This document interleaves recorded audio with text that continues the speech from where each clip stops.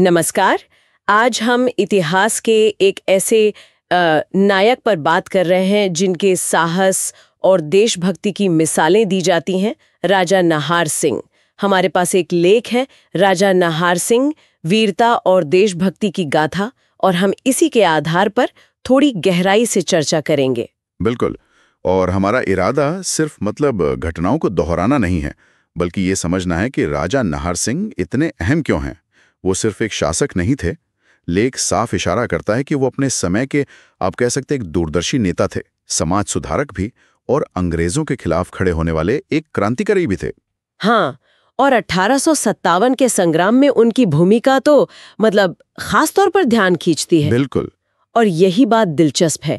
अक्सर हम राजाओं को सिर्फ महलों और युद्धों से जोड़ते हैं, लेकिन नाहार सिंह की कहानी में साहस और सामाजिक जिम्मेदारी का एक गहरा संगम दिखता है। सही कहा।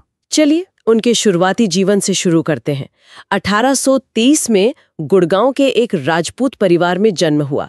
ये तो ठीक है, पर उनकी शिक्षा में क्या खास था? हाँ, खास ये था कि देखिए, पारंपरिक शिक्षा तो मिली ही उन्हें, जैसे युद्ध कला और प्रशासन, लेकिन उसके साथ साथ उन्हें इतिहास, धर्म और समाज शास्त्र भी पढ़ाया गया। और लेख के मुताबिक इसी व्यापक शिक्षा ने उन्हें अपनी प्रजा की जरूरतों के प्रति और अंग्रेजी शासन के असल प्रभावों के प्रति ज्यादा संवेदनशील बनाया। अच्छा, ये सिर्फ किताबी ज्ञान नहीं था, इसने उनकी सोच को, उनके नजरिए को गढ़ा। यानी उनकी शिक्षा ने उन्हें वो समझ दी जिससे वो ये देख पाएं कि ब्रिटिश राज सिर्फ राजनीतिक नहीं, बल्कि सामाजिक और आर्थिक तौर पर भी लोगों को कैसे प्रभावित कर रहा है। हाँ, बहुत हद तक। और शायद इसी समझ ने उन्हें फिर संघर्ष के रास्ते पर डाल दिया होगा। निश्चित रूप से। देखिए, ब्रिटिश हुकूमत के तहत अपनी रियासत को स्वतंत्र रूप से चलाना और साथ ही प्रजा के हितों की रक्षा करना, ये बहुत मुश्किल काम था। तलवार की धार पे चलने जैसा। उनके जो साहसिक फैसले होते थे, अक्सर प्रजा के भले के लिए, वो अंग्रेजों की नजरों में खटकते थे। तो ये टकराव तो एक तरह से होना ही था।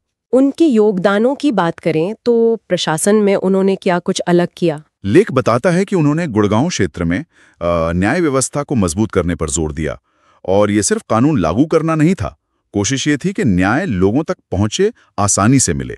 ठीक है। हाँ, और प्रजा की सुरक्षा, शिक्षा, जो बुनियादी जरूरतें हैं, उन पर भी उनका ध्यान था। वो एक तरह से वेलफेयर स्टेट, एक कल्याणकारी शासक की भूमिका निभाने की कोशिश कर रहे थे, जो उस दौर में अंग्रेजों के अधीन बिल्कुल आसान नहीं था। सही बात है। प्रशासन और समाज सुधार के ये काम तो चल ही रहे थे, पर उनके जीवन का जो अध्याय सबसे ज्यादा चर्चित है और शायद सबसे निर्णायक भी, वो 1857 के महासंग्राम से जुड़ा है। हाँ, बिल्कुल।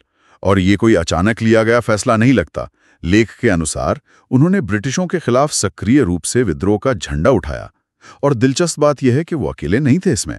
रानी लक्ष्मीबाई जैसे दूसरे क्रांतिकारियों के साथ मिलकर योजनाएं बनाने का भी जिक्र मिलता है। अच्छा। उनका जो अपना साहस था, वो सिर्फ कहने भर का नहीं था, वो उनकी सेना और आम लोगों के लिए हौसले का एक बहुत बड़ा स्रोत बना। और एक बात जो शायद कम लोग जानते हैं, क्या ये सच है कि उनका महल क्रांतिकारियों की पनाहगाह बन गया था? जी हाँ, लेख इस तथ्य पर रोशनी डालता है। ये महत्वपूर्ण बात है। उन्होंने न सिर्फ क्रांतिकारियों को शरण दी, बल्कि उन्हें जरूरी संसाधन भी मुहैया कराए, जैसे हथियार, रसद, पैसा। हाँ, ये उस समय बहुत बहुत बड़ा जोखिम था, जो उनके समर्पण को दिखाता है। ये सिर्फ कोई राजनीतिक विरोध नहीं था, ये पूरी तरह से स्वतंत्रता संग्राम में उनकी भागीदारी थी। लेकिन जाहिर है इतने बड़े टकराव का रास्ता चुनने के अपने जोखिम भी थे, जैसा लेख में भी इशारा है। क्या उनके सभी फैसले को सही माना गया? नहीं, बिल्कुल नहीं। देखिए, हर ऐतिहासिक शख्सियत की तरह उनके कदमों पर भी सवाल उठे हैं। कुछ इतिहासकारों का मानना है, जैसा लेख में संकेत है, कि उनका अंग्रेजों से ये सीधा टकराव शायद उनकी प्रजा के लिए भारी पड़ सकता था, उन्हें अनावश्यक खतरे में डाल सकता था। हाँ, ये भी एक पहलू है। वहीं अंग्रेजों की नजर में तो वो एक खतरनाक विद्रोही थे ही, जो उनके स्थापित व्यवस्था को चुनौती दे रहे थे। और इसका अंजाम भी उन्हें भुगतना पड़ा, गिरफ्तारी हुई और फिर सजा मिली। लेकिन अगर हम उनकी विरासत को देखें, तो क्या बातें सबसे ज्यादा उभर कर आती हैं आपके ख्याल से? मेरे ख्याल से 3 मुख्य बातें हैं।